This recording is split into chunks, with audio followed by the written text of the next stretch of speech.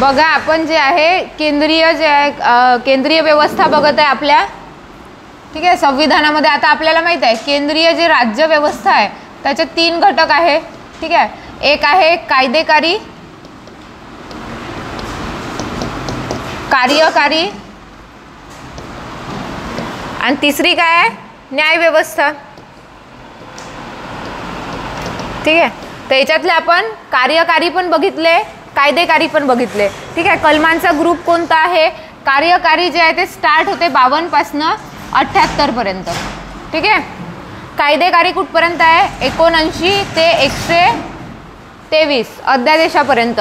आता न्याय व्यवस्था त्याच्यानंतर लगेच आहे बघा. पहिले कार्यकारी हे दिले आहे व्यवस्था, त्याच्या मागे कायदेकारी दिली. कलम आहे बघा 52 ते 78. 78 झालं की लगेच जे आहे ते 79 पासून समोरचे आहे. आणि न्याय व्यवस्था कुठे राहणार मग? 124 ते 147, ठीक आहे. हे झालं की लगेच जे आहे ते लेखा प्रणाली दिली 148 ते 151.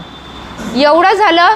हे झालं केंद्रीय स्तरावरचं. त्याच्यानंतर लगेच 152 पासून कोणते कलम चालू होते? भाग 6चे, ठीक आहे. भाग 6 मध्ये जे आहे तुम्हाला माहिती आहे कशाच्या तरतुदी दिल्या आहे?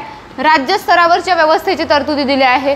म्हणजे कलमांचे असे ग्रुप लक्षात ठेवा, तुम्हाला कलम खूप इझी जाईल. मग आता आपल्याला माहित आहे न्याय व्यवस्था भारताने जे आहे ब्रिटन मॉडेलवर आधारित घेतलेली आहे, ज्याच्यामध्ये ब्रिटन आणि USA चा मिक्सचर घेतला. USAचं जे आहे फेडरल कोर्टाला जसं कायद्याचा अर्थ लावण्याचा अधिकार आहे, तसं आपलेही जे आहे न्यायालयाला काय आहे? कायद्याचा अर्थ लावण्याचा म्हणजेच न्यायिक पुनर्विलोकनाचा अधिकार आहे. हे आपण USA कडनं घेतलं. परंतु आपली न्याय व्यवस्था कशी आहे? एकात्मिक. जसं आपण जर याचा विचार केला USAचा, तर USA मध्ये कोणती? दुहेरी न्याय व्यवस्था आहे. परंतु आपल्या इथे आपण कोणती न्याय व्यवस्था घेतली? एकात्मिक न्याय व्यवस्था. इथे जे आहे वरच्या पातळीवरचं कोर्ट म्हणजे कोणतं आहे? आपलं सर्वोच्च न्यायालय. हे त्याच्या अधीनस्थ न्यायालयावर परीक्षण करण्याचा आणि नियंत्रण ठेवण्याचा अधिकार ठेवते. परंतु आपल्या इथे जे आहे ते USA मध्ये जर विचार केला तर संघाचं न्यायालय वेगळं आहे, राज्याचे हायकोर्ट वेगळे आहे. पण आपल्या इथे राज्याच्या कोर्टाला म्हणजे हायकोर्टाला, ठीक आहे, दोन्ही कायद्याचा म्हणजे संघ कायद्याचा आणि राज्य कायद्याचा दोन्ही कायद्याचा अर्थ लावण्याचा अधिकार आहे. आणि दोन्ही कायद्याविषयी ते काय देऊ शकते? न्यायदान करू शकते. तसं सर्वोच्च न्यायालय आपल्या इथलं हे राज्य कायदे असो किंवा केंद्राचे कायदे असो, दोन्ही कायद्याविषयी त्यांना अधिकार आहे. त्याच्याचमुळे आपल्या इथे न्यायव्यवस्था कशी आहे? एकंदरच एकात्मिक न्यायव्यवस्था आहे. आणि हे मॉडेल कुठून घेतलं आपण? ब्रिटन, ठीक आहे. तसेच आपल्या इथे कायद्याचा अर्थ लावण्याचा म्हणजे न्यायिक पुनर्विलोकनाचा अधिकार घेतला आपण. दोन्ही कोर्टाला न्यायिक पुनर्विलोकनाचा अधिकार आहे. आणि ह्या न्यायिक पुनर्विलोकनाचा अधिकार आपण कुठून घेतला? USA. ह्या 2 गोष्टी आपल्या बेसिक आहे, त्या आपण पहिलेच बघितलेल्या आहे. आता फक्त समजून काय घ्यायचं आहे बघा. सर्वोच्च न्यायालयाचे कलम जे दिलेले आहे ते कुठे दिले आहे? भाग 5 मध्ये अनुच्छेद 124 ते 147 दरम्यान, म्हणजे कलम 124 ते 147 दरम्यान, ठीक आहे. परंतु हायकोर्टाच्या बाबतचे जे आर्टिकल्स आहे किंवा तरतुदी आहे ह्या कुठून चालू होतात? 214, ठीक आहे. 214 टू समोर 237 पर्यंत अधीनस्थ न्यायालयापर्यंत, म्हणजे 233 पर्यंत हायकोर्ट आहे. आणि समोर जाऊन जे आहे एकंदरच अधीनस्थ न्यायालय म्हणजे जिल्हा कोर्टाच्या तरतुदी आहे. म्हणजे हायकोर्ट आणि अधीनस्थ न्यायालय हे कोणत्या भागात आहे? भाग 6 मध्ये. हे एवढं माहीत असलं पाहिजे, ठीक आहे. हायकोर्टाच्या तरतुदी भाग 6 मध्ये आहे. तुम्हाला काय करेल? प्रश्न टाकताना भाग 5 मध्येच देईन. आपण कंटिन्यू लक्षात घेतो त्याच्यामुळे ते भाग 5 मध्ये देऊ शकते. तर हे लक्षात ठेवा. हायकोर्ट भाग 6 मध्ये आहे. आणि तुम्हाला पहिलेच सांगितलं मी केंद्रीय जी व्यवस्था आहे राज्य व्यवस्था 4 याच्यामध्ये आपण जर विभाजन केलं तर कार्यकारी कलम असेच पाठ करा. कायदेकारी, न्याय व्यवस्था, केंद्रीय पातळीवर सर्वोच्च न्यायालय आहे आणि त्याच्यानंतर लेखा व्यवस्था, ठीक आहे. याचे कंटिन्यू कलम आहे. पाठ करायची काय? हे बघा 52 ते 78, 79 ते 123 पर्यंत, 124 ते 147 आणि इकडे 148 ते 51. बस केंद्रीय व्यवस्था या एवढ्याच याच्यामध्ये संपून जाते. म्हणजे एवढे कलमांचे ग्रुप पहिले काय करायचं हे लक्षात ठेवायचं. कारण याच्यावर जे आपण हे केला चांगला तर मग काय होईल? याच्या बाहेरचं बघा कार्यकारी व्यवस्थेवरचे 5 लोक आहेत त्यांच्या वर प्रश्न पडला आणि कलम इकडचे असले तर आपण त्याला एलिमिनेट करू शकतो. ठीक आहे, म्हणजे आपल्याला ग्रुप पहिले पाठ करायचे आणि मग ग्रुपमधले एक एक कलम लक्षात ठेवायचं. महत्त्वाचे कलम पाठ करायचे आहे, सगळेच केले पाहिजे असं गरजेचं नाही. ठीक आहे, तर आता सर्वोच्च न्यायालयासंदर्भातल्या तरतुदी 124 ते 147 दरम्यान दिलेल्या आहे. आपण जे आहे ते एक एक चालू करू. आता पहिल्या कलमामध्ये काय असणार आहे? ठीक आहे, त्याच्या पहिले सगळ्यात प्रथम जे आहे ते सर्वोच्च न्यायालयाची तरतूद कोणत्या कायद्याने केली आहे? भारत सरकार कायदा किंवा गव्हर्नमेंट ऑफ इंडिया ॲक्ट 19 ठीक आहे 35. बघा आताचं जे सर्वोच्च न्यायालय आहे बघा, तसं तर सगळ्यात पहिले सुप्रीम कोर्टाची स्थापना किंवा न्याय व्यवस्थेची नीव जे आहे 1773चा जो रेग्युलेटिंग ॲक्ट आहे त्यांनी रचली. कलकत्त्याला पहिल्यांदा सुप्रीम कोर्ट स्थापन केलं होतं. परंतु आताचं जे सर्वोच्च न्यायालय किंवा आताच्या न्याय व्यवस्थेची रचना आहे गव्हर्नमेंट ऑफ इंडिया ॲक्ट जो आहे 1935 यानुसार जे आहे भारतामध्ये ब्रिटिश काळामध्येच कशाची स्थापना झाली होती? ठीक आहे, सर्वोच्च न्यायालयाची स्थापना झाली. आता याच्यानुसार जे आहे 1937 मध्ये असं न्यायालय हे आलं होतं. ठीक आहे, एसटी काय झालं होतं? अस्तित्वात आलं होतं. आता हे जे न्यायालय होतं ठीक आहे याचं जे आहे केंद्रस्थान कुठे? संसदेच्या भवनामध्ये जे आहे ते केलं होतं, कारण सुप्रीम कोर्टाची अलग अशी बिल्डिंग नव्हती त्या काळामध्ये. संसदेच्याच जो संसद आताची जी आहे ती पहिलेच बांधलेली आहे ना, तर त्याच्याच एका भागामध्ये सर्वोच्च न्यायालय चालत होतं 1937ला. आता बघा हे कशावर होतं? ब्रिटिश मॉडेलवर जे आहे ते हे होतं. त्याच्यानंतर आपण काय केलं आहे 1950ला जेव्हा आपली घटना लागू झाली, कधी? 26 जानेवारी 1950ला. तेव्हापासून काय झाली? घटना लागू झाली. तर याच सर्वोच्च न्यायालयाला आपल्या घटनेमध्ये ज्या तरतुदी दिल्या आहे त्या तरतुदीनुसार त्याला जे आहे ते आपण लागू केल्या. तेव्हापासून जे आहे ते भारताचे सर्वोच्च न्यायालय घटनेनुसार चालू झालं. ठीक आहे, म्हणजे हे सर्वोच्च न्यायालय होतं, त्याच्यात बदल करून जे आहे आपण आपल्या जे आहे ते 26 जानेवारी 1950ला भारताचं एससी आलं. त्यांनी कार्यारंभ म्हणजे कार्यकाळ कधी चालू झाला त्याचा? कार्यारंभ म्हणजे त्याचं कामकाज कधी चालू झालं? आता ज्या दिवशी स्थापना झाली लगेच तेव्हाच करणार आहे का? नाही, 2 दिवस लेट 28 जानेवारीला झालं ना, 1950च आहे. हा पण प्रश्न विचारते वन लाईनर. कार्यारंभ म्हणजे कार्यकाळ केव्हा चालू झाला? कामकाज करायला सुरुवात कधी केली? 28 जानेवारी 1950ला. ठीक आहे, ज्यावेळी सर्वात स्टार्टिंगला 26 जानेवारीला आपलं सुप्रीम कोर्ट होतं त्यावेळेस पहिले सरन्यायाधीश कोण होते त्याचे? बघा 1935चं सुप्रीम कोर्ट नाही म्हणत आहे मी, त्याच्यानंतर जे स्थापन झालं 26 जानेवारी 1950ला त्यावेळेस कोण सुप्रीम कोर्टाचे पहिले सरन्यायाधीश होते? कोण आहे? यात जे कनिया आहे ना 1950ला भारताचं जे सुप्रीम कोर्ट स्थापन झालं आहे, जे भारतीय घटनेनुसार सुप्रीम कोर्ट आहे त्याचे पहिले सरन्यायाधीश कोण आहे? एच जे कनिया. ठीक आहे, तर ते नाव लक्षात ठेवा. पहिले CGI भारतीय घटनेनुसारचं लक्षात ठेवू आपण, तेच महत्त्वाचं आहे. पहिले CGI एच जे कनिया. आताचे CGI कितवे आहे? 50वे आहे, ते पण लक्षात ठेवा. DY चंद्रचूड. आणि महत्त्वाचं आहे महाराष्ट्रातून गेलेले आहे ते.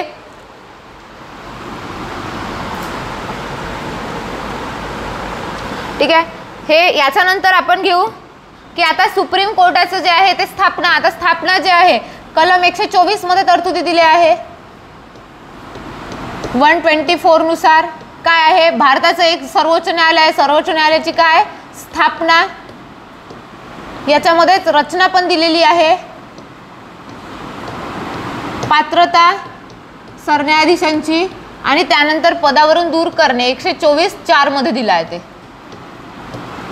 ठीक आहे, या सगळ्या गोष्टी या एकाच याच्यामध्ये दिली. आता बघा सुप्रीम कोर्टाची स्थापना जर बघतो म्हटलं तर सुप्रीम कोर्टामध्ये जे आहे ते 26 जानेवारी 1950ला आपल्या घटनेनुसार त्याची स्थापना झाली. त्याच्यामध्ये त्याची रचना काय आहे? सुप्रीम कोर्टाची रचना काय आहे? एक सरन्यायाधीश म्हणजे CGI. ठीक आहे, प्लस काय?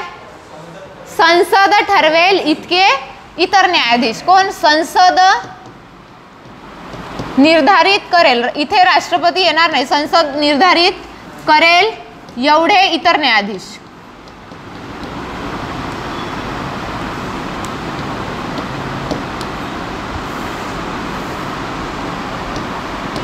इतर न्यायाधीश ठीक आहे. आता बघा संसदेने जे आहे ते निर्धारित करणार आहे, म्हणजे याचाच अर्थ संसद कसं निर्धारित करेल, तोंडाने सांगणार आहे का? नाही, संसद कायदा करेल. संसद कायदा करणार आहे. कायदा कसा असला पाहिजे? साध्या बहुमताचा, कारण याच्यामुळे काही घटनेमध्ये काही कोणत्या कलमामध्ये बदल होणार आहे का? साधी आपल्याला काय करायची आहे? न्यायाधीशांची संख्या ठरवायची आहे. मग संसद जे आहे ते साध्या बहुमताने कायदा करेल. ठीक आहे, 51% मेजॉरिटीने, आणि त्यानुसार जे आहे ते सरन्यायाधीशांची जे आहे इतर न्यायाधीशांची संख्या ठरवणार आहे. एक तर सरन्यायाधीश राहणारच आहे, पण बाकी त्यांच्यासोबत इतर न्यायाधीश किती ठेवायचे हे ठरवणार आहे. रिसेंटली 2019ला कायदा केला आहे, आणि त्या कायद्यानुसार आता आपलं पीठ जे आहे त्याला पीठ म्हणतो, न्यायवृंद, हे सुप्रीम कोर्टाचं एक CGI प्लस किती आहे इतर न्यायाधीश? 33. ठीक आहे, याचं काय आहे? आताचं पीठ आहे. ठीक आहे ना. 2019ला रिसेंट बदल केला, त्यासाठी जे आहे ते 1956चा ऍक्ट आहे त्याच्यामध्ये बदल केला, आणि त्याच्यानुसार जे आहे ते ठरवलेली आहे. ठीक आहे. आता लक्षात घ्या, यांच्यासाठी सगळ्यात महत्त्वाचा तुम्हाला प्रश्न विचारतो, पात्रता. आपण दोघांची पात्रता कंपेअर करणार आहे, हायकोर्ट आणि सुप्रीम कोर्ट. ठीक आहे. पात्रतेमध्ये जर विचार करतो म्हटलं तर काय पाहिजे? सगळ्यात पहिले तर हा काय पाहिजे? हायकोर्टामध्ये, ठीक आहे, 5 वर्षे काय असावा? न्यायाधीश. न्यायाधीश म्हटलंय म्हणजे जज असावा. ठीक आहे. आता हे 5 वर्ष एकाच कोर्टात असले पाहिजे असं गरजेचं आहे का? 2 किंवा अधिक कोर्टामध्ये पण चालते. म्हणजे समजा एखादी व्यक्ती आहे, त्यांनी 5 वर्ष त्याचे काउंट करताना कसे होईल? त्यांनी जर काही बॉम्बे हायकोर्टामध्ये जे आहे ते 2 वर्ष जज असला, आणि 3 वर्ष जे आहे ते MP हायकोर्टामध्ये हे केलं, तर असं जे आहे ते आपण काउंट करू शकतो. म्हणजे एकच हायकोर्ट असला पाहिजे असं गरजेचं नाही, 2 किंवा अधिक हायकोर्टामध्येही केलेली असेल तरी चालेल. दुसरा और मध्ये काय आहे याला? किंवा. ठीक आहे, 10 वर्षे हायकोर्टामध्ये काय केलेली असायला पाहिजे? HC मध्ये वकिली. हे और मध्ये आहे एकमेकाला. ही झाली पहिली कंडिशन. ठीक आहे. दुसरी कंडिशन काय आहे? लिहिलंय का हे?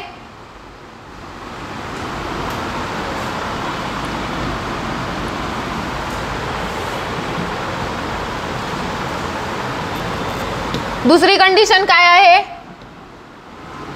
काय आहे? ठीक आहे, तो जो आहे राष्ट्रपतीच्या मते. बघा, ही कंडिशन फक्त सुप्रीम कोर्टाच्या न्यायाधीशाला आहे. राष्ट्रपतीच्या मते काय असला पाहिजे? निष्णात कायदेपंडित असावा, अशी अट ही हायकोर्टाच्या न्यायाधीशाला नाही. तो राष्ट्रपतीच्या मते निष्णात कायदेपंडित असावा.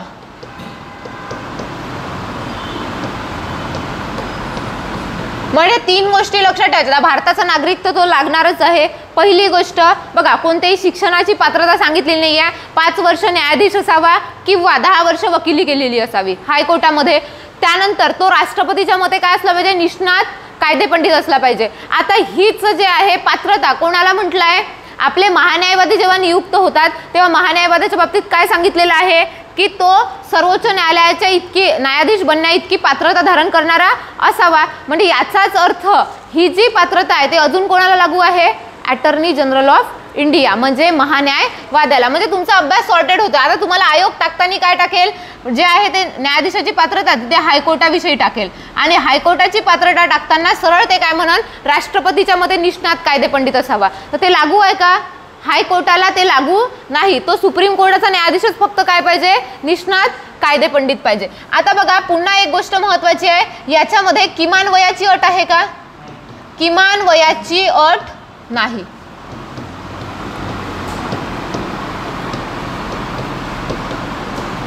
ठीक आहे, किमान वयाची अट नाही. ठीक आहे.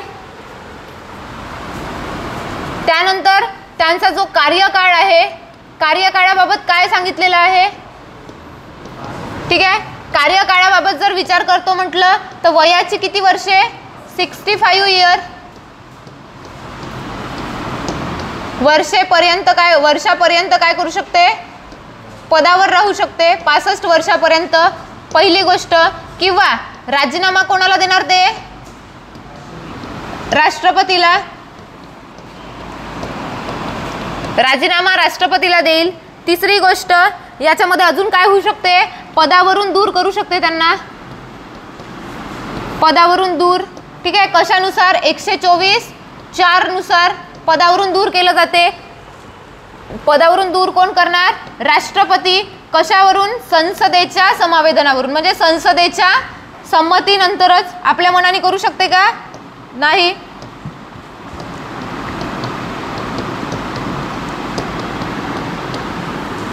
ठीक आहे, पदावरून दूर करू शकते 124(4) नुसार पद्धती सांगितलेली आहे. राष्ट्रपती करू शकते संसदेच्या संमतीनंतर. ठीक आहे, आपल्या मनाने नाही. 65 वर्षापर्यंत काम करू शकते. राजीनामा द्यायचा असेल तर राष्ट्रपतीला देणार. ठीक आहे, आणि त्यानंतर पदावरून दूर केला जाईल या पद्धतीनं. आता पदावरून दूर करण्याची काय आहे, प्रोसेस आहे एक, जी 124(4) मध्ये दिलेली आहे आणि ती आपल्याला माहिती पाहिजे. कारण हीच पद्धती हायकोर्टाच्या न्यायाधीशालाही लागू आहे, हीच कॅगलाही लागू आहे, हीच कोणाला आहे, मुख्य निवडणूक आयुक्तांना पण आहे. तर अशा महत्त्वाचे जे लोक आहेत त्यांना पदाचं संरक्षण प्राप्त आहे आणि त्याच्यामध्ये ते दिलेलं आहे. ठीक आहे, त्याच्यानंतर आपण पदावरून दूर करण्याची पद्धती बघू. त्या दिवशी आपण ते डिस्कस केली होती कॅगच्या वेळेस. ठीक आहे, तर त्याच्यामुळे तुमचं रिव्हिजन झालं पाहिजे. काय आहे ती पद्धती. ठीक आहे, ठराव जर मांडायचा असेल, ठीक आहे, तर किती सदस्यांचा पाठिंबा पाहिजे, राज्यसभा आणि लोकसभा दोन्ही याच्यामध्ये आपण घेऊ. राज्यसभेमध्ये किती सदस्य पाहिजे, 50 सदस्य. कारण राज्यसभेचं जे आहे तुम्हाला माहिती आहे, हे लक्षात कसं ठेवायचं, लोकसभेची सदस्य संख्या जास्त आहे म्हणून इथे जास्तीचा लागणार आहे. लोकसभा 100 सदस्य. ठीक आहे, त्यानंतर पीठासीन अधिकारी ठराव स्वीकारू शकते किंवा ठराव फेटाळून लावू शकते. ठराव जे आहे ते स्वीकारला गेला तर कोणत्याही, बघा, सभागृहात कोणत्याही मांडू शकते, कोणत्याही सभागृहात ठराव मांडू शकते.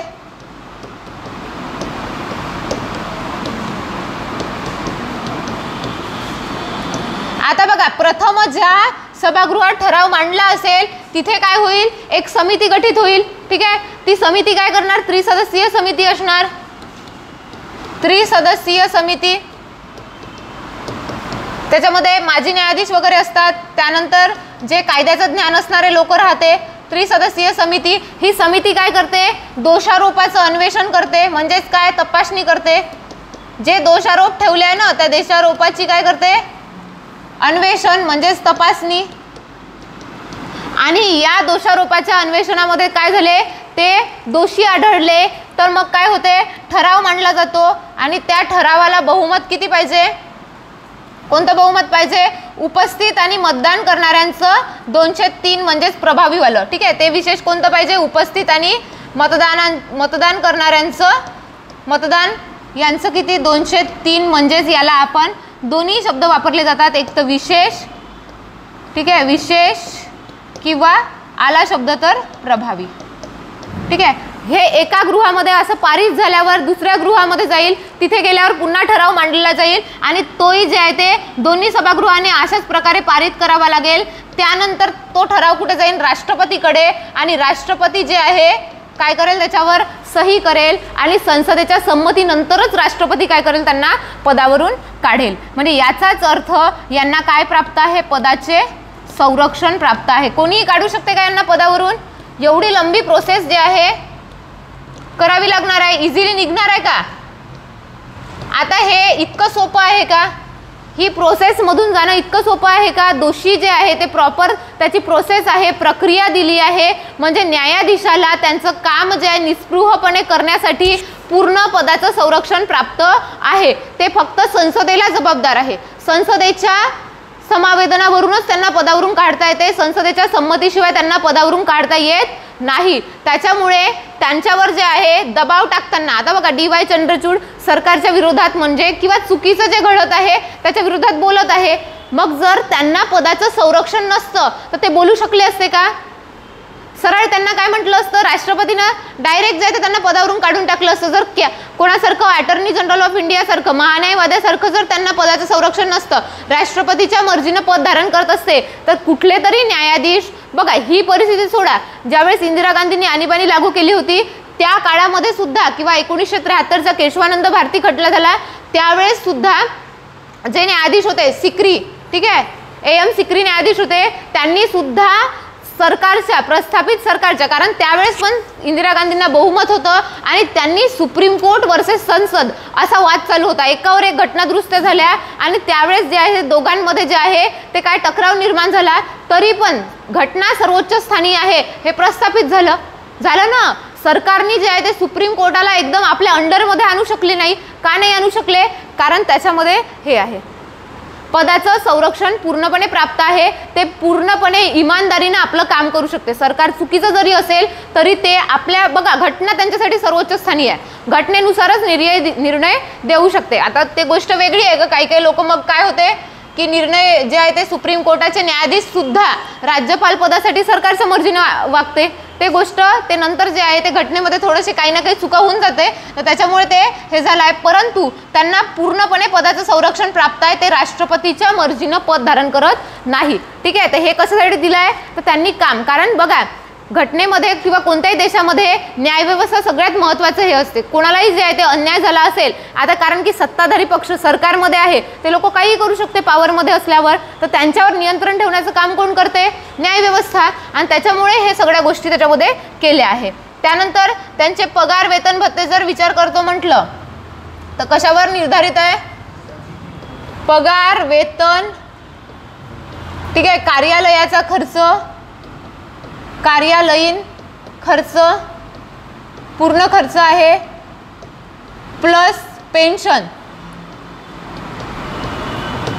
ठीक आहे, हे सगळं काही जे आहे त्यांचं भारताच्या संचित निधीवर प्रभारित आहे, भारताच्या संचित निधीवर प्रभारित आहे, ज्याच्यावर मतदान घेता येत नाही. ठीक आहे, त्यानंतर त्यांच्या कार्यकाळादरम्यान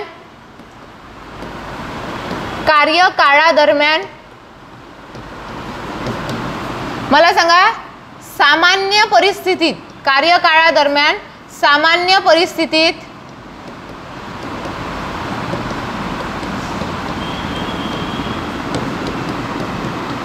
वेतन कपात करता येत नाही. मग कोणत्या परिस्थितीत करता येते? कधीच करता येत नाही असं मी म्हटलंच नाही आहे. ठीक आहे, फक्त सामान्य परिस्थितीत करता येत नाही, परंतु एका परिस्थितीमध्ये जे आहे करता येते. केवळ कोणते अपवाद आहे? अपवाद आहे आणीबाणी, आर्थिक आणीबाणी. तेही अपवाद काय आहे? आर्थिक आणीबाणी. आर्थिक आणीबाणीच्या काळामध्ये केवळ आणि केवळ ही एकमेव परिस्थिती आहे. बघा इथे मी असं स्टेटमेंट लिहिलं असतं की त्यांच्या कार्यकाळादरम्यान त्यांच्या वेतनामध्ये कपात करताच येत नाही, तर ते चुकीचं ठरलं असतं. का? कारण अपवाद आहे ना त्याला. कधी करता येते? केवळ आर्थिक आणीबाणी दरम्यान. 360 अंतर्गतची जी आर्थिक आणीबाणी लागली जाते तेव्हा सुप्रीम कोर्ट, हायकोर्ट आणि सगळे अधीनस्थ न्यायालय त्यांच्या न्यायाधीशाच्या वेतनामध्ये कपात करता येते, कारण देशाची परिस्थिती, आर्थिक पत किंवा स्थैर्य धोक्यात आलं असते, पैसा नसतो, त्याच्यामुळे हे जे आहे ते करता येते. ठीक आहे, त्यानंतर पुन्हा जे आहे त्यांच्या कार्यालयीन जे कर्मचारी आहे, कार्यालयीन कर्मचारी म्हणजे बघा सुप्रीम कोर्टाचे सरन्यायाधीश आहे, त्या सरन्यायाधीश किंवा आपले सुप्रीम कोर्टाचे जे आहे तिथे फक्त न्यायाधीशच असतात का? इतर कर्मचारी राहत नाही का? राहते ना, स्टेनो आहे, इतर सगळे लोक आहे. तर ते कर्मचारी वर्ग आहे ते कोण नियुक्त करतात? CGI नियुक्ती देतात. बघा इथे राष्ट्रपतीला हे नाही, जसं आपण कॅगचं बघितलं होतं, कॅगमध्ये काय होतं? कॅगच्या सल्ल्याने कोण नियुक्त करत होतं? राष्ट्रपती. परंतु इथे कार्यालयीन कर्मचारी सुप्रीम कोर्टामधले, सर्वोच्च न्यायालयामधले नियुक्ती कोण देतात त्यांना? CGI त्याचे सगळे जे आहे ते नियम वगैरे ठरवत असते, त्याच्यामुळे त्यांना इथे पण खूप जास्त मोठे अधिकार भेटलेले आहेत. CGI नियुक्ती देतात आणि ते नियुक्ती जे आहे स्वतः नियम तयार करतात. नियम, अटी, शर्ती त्या कर्मचाऱ्यांच्या ते स्वतः ठरवतात, त्याच्यामुळे इथे सुद्धा त्यांना खूप जास्त स्वातंत्र्य मिळालं. आणि आता माहिती आहे तुम्हाला की सुप्रीम कोर्टाचे सरन्यायाधीश सुद्धा माहिती अधिकाराच्या कक्षेत येते. ठीक आहे, पहिले येत नव्हते, तर त्याच्यामुळे एका निर्णयामध्ये ते पण सांगितलेलं आहे, ते पण लक्षात ठेवा.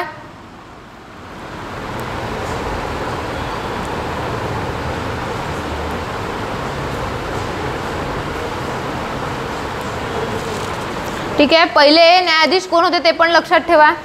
त्यानंतर आपण डायरेक्ट त्यांचे जे आहे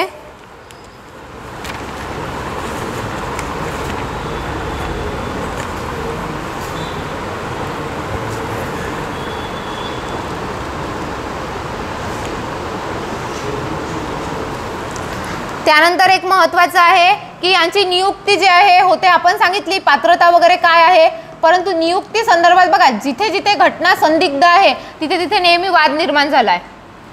तो वाद कसा होता तर बघा, न्यायाधीशाची नियुक्ती आणि सरन्यायाधीशाची नियुक्ती याच्या बाबत घटनेत काय सांगितलेलं आहे. मूळ घटनेमध्ये काय सांगितलेलं होतं, न्यायाधीशाच्या नियुक्ती संदर्भात राष्ट्रपती करेल आणि त्यावेळी कोणाचा सल्ला घेतला जाईल, सरन्यायाधीशाचा सल्ला. राष्ट्रपती, ठीक आहे, CGIच्या सल्ल्याने करेल. आता CGIच्या सल्ल्याने नियुक्ती करणार आहे, परंतु तो सल्ला कसा घ्यायचा, बंधनकारक आहे की नाही याच्या बाबत घटनेत सांगितलं आहे का, नाही. बघा न्यायाधीशांची नियुक्ती जी आहे, न्यायाधीश नियुक्ती म्हणजे इतर जे जजेस आहेत त्या जजेसची नियुक्ती, ठीक आहे, राष्ट्रपती करेल, परंतु कोणाच्या सल्ल्याने, CGIच्या सल्ल्याने. मग आता इथे असं म्हटलंच नाही ना की तो सल्ला बंधनकारक आहे की नाही आहे, किंवा नियुक्ती करताना सल्ला घ्यायचाच की नाही घ्यायचा, दिला सल्ला तर तो ऐकायचा की नाही ऐकायचा याच्या बाबत कुठेही जे आहे ते स्पष्ट हे नव्हता. त्याच्यामुळे आपल्या इथे माहिती आहे ना 3 जजेसच्या केसेस झाल्या आहे ना, 3 जजेस केसेस. तर त्या जजेस केसेस 3च्या 3ही प्रिलिम्सला तुम्हाला विचारत नाही किंवा मेन्सला आजपर्यंत प्रश्न नाही पडला, परंतु लक्षात ठेवा याच्या संदर्भात काय झाल्या, 3 केसेस झाल्या आणि 3 जजेस केसेसमध्ये जे आहे शेवटच्या केसमध्ये काय सांगितलं आहे, तिसऱ्या जजेसची जी केस झाली, 3rd जजेस केस झाली आणि या केसमध्ये काय सांगितलं आहे सुप्रीम कोर्टाने हे सांगितलं की राष्ट्रपती CGIच्या सल्ल्यानेच, म्हणजे तो सल्ला बंधनकारक असेल, सल्ल्यानेच, ठीक आहे, न्यायाधीशांची नियुक्ती करेल, इतर न्यायाधीशाची नियुक्ती करेल, इतर न्यायाधीशाची नियुक्ती करेल. आणि त्यामध्ये एक सांगितलं का इथे जो आहे सरन्यायाधीशाचा सल्ला म्हणजे एकट्याचा सल्ला नाही, तर किती जजेसच्या कॉलेजियमचा सल्ला पाहिजे, ठीक आहे, CGIचा एकट्याचा सल्ला नाही, तर किती, 4 जजेसचं कॉलेजियम आहे ना, किती कॉलेजियमची पद्धत आहे ना, एक न्यायवृंद स्थापन करावे लागते, किती जजेसचं आहे ते 4+1 म्हणजे 1 सरन्यायाधीश प्लस 1 CGI प्लस 4 इतर न्यायाधीशांच्या सल्ल्याने. याला काय म्हणतात, कॉलेजियम पद्धत. ही अतिशय म्हणजे जे आहे ते बघा, सरन्यायाधीशांना जे आहे ते सल्ला द्यायचा आहे राष्ट्रपतीला की कोणाला सुप्रीम कोर्टाचा न्यायाधीश बनवायचा. म्हणजे बघा त्या पात्रता धारण करणारे काही एकटा व्यक्ती असणार आहे का, पात्रता धारण करणारे किती सारे व्यक्ती राहू शकते, मग त्या व्यक्तींमधून चान्स कोणाला द्यायचा सुप्रीम कोर्टामध्ये, तर ते कोण ठरवणार, 1 सरन्यायाधीश प्लस 4 इतर, असं 5 याचं कॉलेजियम आहे. याला काय म्हटलं जाते, कॉलेजियम. आणि हे काय ठरवते की राष्ट्रपतीला हे नावं पाठवते की या व्यक्तीला तुम्ही काय द्या, न्यायाधीश पदाची शपथ द्या. तर ही पद्धती जी आहे तिसऱ्या जजेस केसमध्ये जे आहे सांगितली आणि ही पद्धती आता बंधनकारक आहे, याच्याच प्रमाणे करायला पाहिजे. आणि कॉलेजियमची पद्धती ही काय आहे, घटनेच्या मूळ गाभ्याचा भाग आहे आणि असं सुद्धा सुप्रीम कोर्टाने सांगितलेलं आहे. त्याच्यामुळे याच्यामध्ये बदल करता येत नाही. म्हणून 4th जजेस केस झाली होती 2014ला. तुम्हाला माहित आहे ना NJACची स्थापना, राष्ट्रीय न्यायिक नियुक्ती आयोग, ठीक आहे, असं जे आहे ते स्थापन करण्यासाठी घटनादुरुस्ती केली होती ना. आणि ती घटनादुरुस्ती कितवी होती, 99वी घटनादुरुस्ती. नरेंद्र मोदी ज्यावेळेस पंतप्रधान बनून आले, जे आहे ते BJPचं सरकार बसलं त्यावेळेस 99वी घटनादुरुस्ती सगळ्यात वादग्रस्त ठरली आहे. त्याला 4th जजेस केस म्हणते. 2015ला ती घडली आहे आणि ती 2014ला घटनादुरुस्ती झाली आणि त्याच्यामध्ये काय केलं, ही पद्धतीच पूर्ण रद्द करून टाकली. आणि सरकारने ठरवलं की एक न्यायिक नियुक्ती आयोग नियुक्त करायचा आणि त्याच्या शिफारसीने त्याच्यामध्ये सरकारचे काही सदस्य असेल, काही सुप्रीम कोर्टाचे. आता लक्षात घ्या, सरकारचे सदस्य जिथं आले तिथं सरकारची मर्जी आली की नाही, बहुमताने निर्णय घ्यायचा तर कधीही सेट करता येते, त्यांना करता येते की नाही. म्हणजे सुप्रीम कोर्टात न्यायाधीश कोण जाईल हे सुद्धा कोण ठरवणार होतं, सरकार. म्हणजे याचाच अर्थ कधी आपल्या मर्जीने निर्णय द्यायचा असेल, मग आता मला सांगा, जे आता तुम्ही XYZ व्यक्ती आहे किंवा तुमच्यातला एखादी व्यक्ती आहे, तुम्हाला जर सुप्रीम कोर्टाचा न्यायाधीश म्हणून तुम्हाला तिथे नियुक्ती मिळाली, कोणाच्या, सरकारच्या, कोणाच्या शिफारसीने भेटली ना, तर तुम्ही काम कोणासाठी कराल? ज्या व्यक्तीला आपल्याला तेवढ्या मोठ्या पदावर नेऊन ठेवलं त्याच्यासाठीच काम करू ना आपण, करावंच लागणार, नाही तर आपल्याला घराकडे नाही पाठवणार का? करावंच लागणार आहे ना. तर त्याच्यामुळे काय झालं असतं, घटनेचा जो एक मूळ जे आहे ते हे आहे प्रक्रिया, त्याच्यावरच घाला गेला असता आणि न्यायव्यवस्था ही जी आहे ती आपली सरकारच्या याच्यामध्ये झाली असती. त्याच्यामुळे हे जे पद्धती आहे ही पद्धती अजूनही लागू आहे. त्याच्या संबंधी तुम्ही लिहून ठेवा. 99वी घटना दुरुस्ती झाली होती जी रद्द ठरवलेली आहे 2014ला, जी आता काय झालेली आहे, रद्द. आणि ती कशाच्या संदर्भात होती, तर न्यायिक नियुक्ती आयोगाच्या संदर्भात.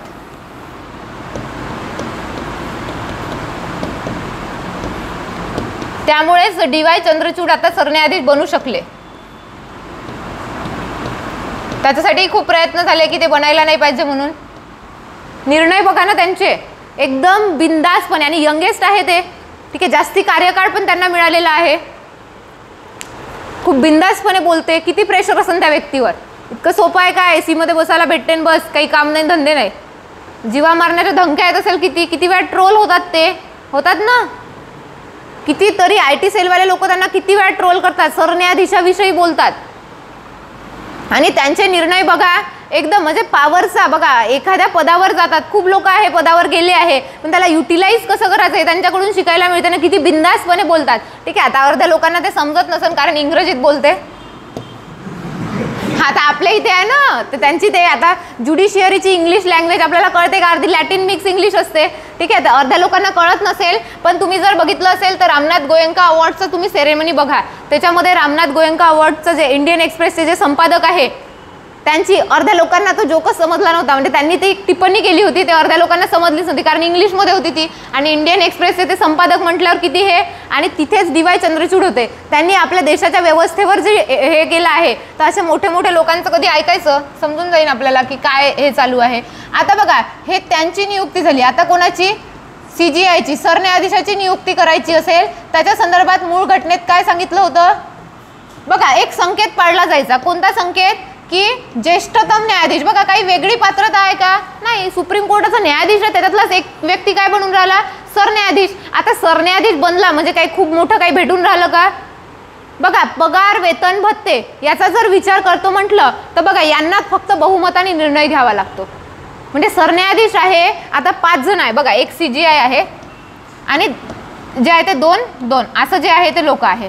किती, 5 जणांचं जे आहे ते पीठ आहे. आपण एक लक्षात घेऊ, 5 जणांचं पीठ आहे. आता इथे काय झालेलं आहे, समसमान परिस्थिती आहे. यांना काही निर्णायक मत देण्याचा अधिकार आहे का, नाही आहे. सगळ्यात महत्त्वाची गोष्ट आहे, ह्या 5 पैकी 3 जण जे म्हणन ते होणार. म्हणजे निर्णय कसा घेतला जातो, बहुमताने. मग CGI आहे बा म्हणून यांना CGIला काही वेगळा जे आहे ते अधिकार आहे का, नाही आहे. हे यांच्यासारखेच आहे, फक्त काय आहे, हे सरन्यायाधीश देशाचे म्हणून त्यांना एक जणाला हे दिलं आहे, परंतु त्यांना अधिकार सेमच आहे. कारण निर्णय कसे घेतले जातात, बहुमताने. तुम्हाला जर माहीत असेल तर केशवानंद भारती केसमध्ये AM सिक्रीचा वेगळा निर्णय होता, ठीक आहे, पण निर्णय लागला तो वेगळा होता. त्याच्यामुळे निर्णय हा बहुमतानेच घेतला जातो. सरन्यायाधीश हा काय असते, ज्येष्ठतम न्यायाधीश असावा असा संकेत होता. ज्येष्ठतम न्यायाधीश म्हणजे सुप्रीम कोर्टाचा ज्येष्ठतम न्यायाधीश जो ज्येष्ठ आहे वयानुसार, ठीक आहे. ज्येष्ठ कोणता, ठीक आहे, कामानुसार ज्येष्ठ नाही, वयानुसार जो ज्येष्ठ आहे, ज्येष्ठतम न्यायाधीश काय बनेल, CGI बनेल. असा काय आहे संकेत. घटनेत काही तरतूद नव्हती, ठीक आहे, संकेत होता. मग संकेत म्हटल्यावर तर तो काय होणार आहे, धुडकावला जाणार आहे ना. मग आता एखाद्या व्यक्तीला काय करायचं आहे, नियुक्त करायचं आहे आपल्या मर्जीनं, तर 2 वेळा असा संकेत जे आहे तो डावलला गेला आहे. परंतु 3rd जजेस केसमध्ये काय सांगितलं आहे की ज्येष्ठ न्यायाधीशच काय बनला पाहिजे, ठीक आहे, सरन्यायाधीश. 3rd जजेस केसमध्ये सांगितलं ज्येष्ठ न्यायाधीशच CGI बनू शकते. त्यामुळे आता जे आहे ते किती आपण प्रयत्न केले असते तरी पण DY चंद्रचूड हे ज्येष्ठ होते त्या उपस्थित याच्यामध्ये, त्याच्यामुळे त्यांना चान्स द्यावाच लागत होता किती नकार असेल तरी पण, ठीक आहे. तर हे असं 3rd जजेस केसमध्ये सांगितलं. परंतु पहिले 2 वेळा तो संकेत जे आहे ते हे केला आहे. ते 2 वेळा कोणत्या, 1973ला इंदिरा गांधींच्या काळामध्ये, ठीक आहे. A.N. रेची नियुक्ती करताना, A.N. रे यांना काय केलं होतं, CGI केलं होतं. तर यांची नियुक्ती बघा AN रेपेक्षा बाकीचे लोक जे आहे ते ज्येष्ठ होते, सिनियर होते एजनुसार, परंतु इंदिरा गांधीला हे लोक पाहिजे असणार, ठीक आहे, आपल्या मर्जीने निर्णय द्यायसाठी. तर त्याच्यामुळे त्यांनी काय केलं होतं की यांची नियुक्ती करताना हा संकेत जे आहे ते डावलला होता. आणि पुन्हा दुसऱ्यांदा 1900, आता मग हे इंदिरा गांधींच्याच काळात झालं का, नाही, जनता पक्षाच्याही काळात झालं.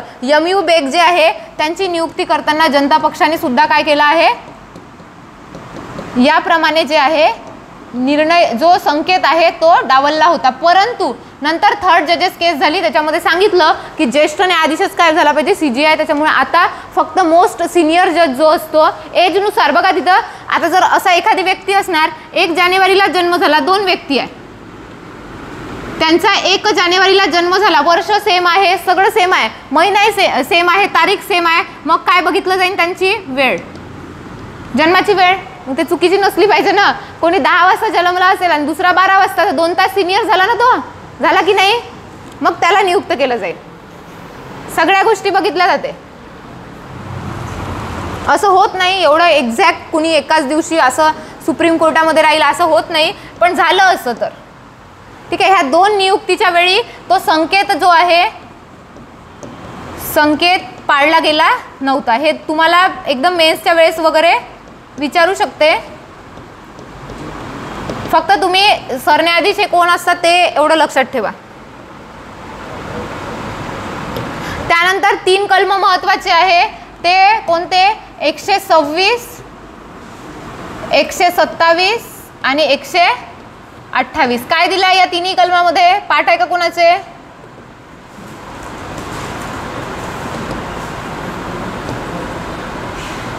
कार्यार्थ हंगामी न्यायाधीश. बघा 3 प्रकारे जे आहे ते तुम्हाला हे 3ही कलम विचारले जाते. कार्यार्थ हंगामी कोण आहे, सरन्यायाधीश. कार्यार्थ किंवा हंगामी म्हणजे कोण, आता जे असलेले सरन्यायाधीश आहे त्यांचा पदावर मृत्यू झाला किंवा अचानकपणे राजीनामा दिला, आपत्कालीन परिस्थिती आहे, मग अशा परिस्थितीमध्ये दुसरा जो ज्येष्ठ न्यायाधीश असते त्याला काय केलं जाते, हंगामी CGI केलं जाते. कलम 126 नुसार कोण करतात, राष्ट्रपती.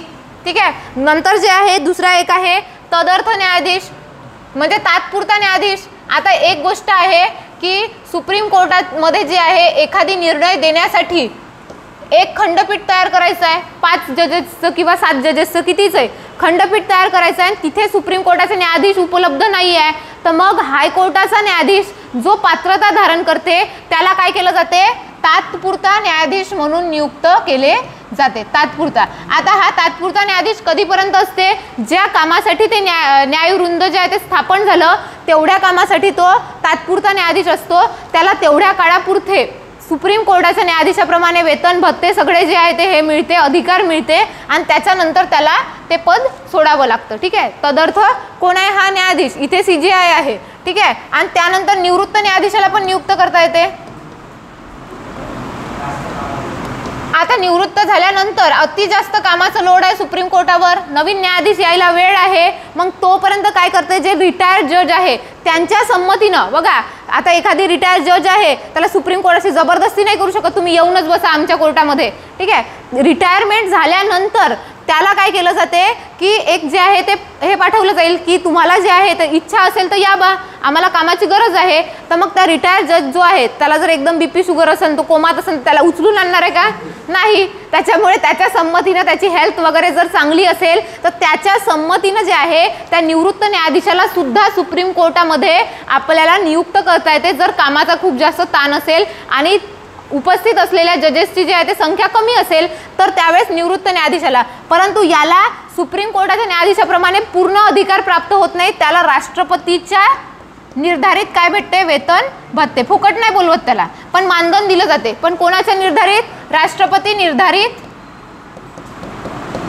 ठीक आहे. मानधन दिलं जाते, मानधनच म्हणू आपण त्याला. जे काही भत्ते वगैरे मिळणार ते राष्ट्रपती ठरवन की याला किती रुपये द्यायचं. ठीक आहे. आता तदर्थ न्यायाधीश असेल तर त्याला सुप्रीम कोर्टाच्या न्यायाधीशाप्रमाणे सगळे काही अधिकार मिळणार. पण हा पाहुणा न्यायाधीश आहे ना, पाहुणे आहे, आमंत्रित केले, मग त्याला जे काही मानधन द्यायचं आणि मग काम झालं की वापस पाठवायचं, अशाप्रमाणे त्यांचं हे आहे. कलम 130 एक महत्त्वाचं आहे. 130 मध्ये काय म्हटलं आहे, कार्यस्थान. सुप्रीम कोर्टाचं कार्यस्थान कुठे आहे, ते हेडक्वार्टर दिल्ली. कार्यस्थान कुठे आहे? दिल्ली येथे असेल, परंतु सरन्यायाधीश राष्ट्रपतीच्या पूर्वसंमतीने दिल्लीवरून इतर ठिकाणी पण ते हलवू शकते, असं पहिलेच सांगितलेलं आहे. कार्यस्थान दिल्लीला आहे, परंतु सरन्यायाधीश आपल्या मर्जीनं नाही, राष्ट्रपतीच्या पूर्वसंमतीने काय करू शकते? इतर ठिकाणी पण. मग दिल्लीवरून ते मुंबईला पण आणू शकते, राष्ट्रपतीने जर संमती दिली तर.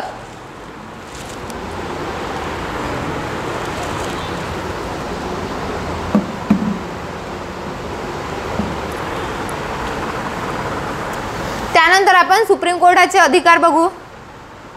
अतिशय इम्पॉर्टंट आहे, ज्याच्यावर प्रश्न पडतात. ठीक आहे. प्रारंभिक अधिकार. प्रारंभिक अधिकार क्षेत्र कोणत्या कलमामध्ये आहे?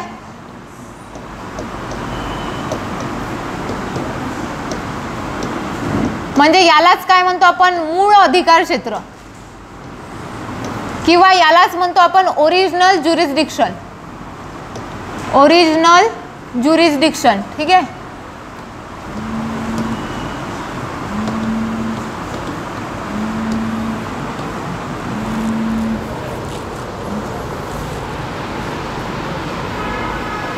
हॅलो, बॅच चालू आहे.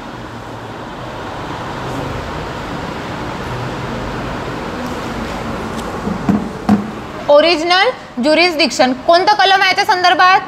सगळ्यात इम्पॉर्टंट कलम आहे, वारंवार विचारलं जाते, 131.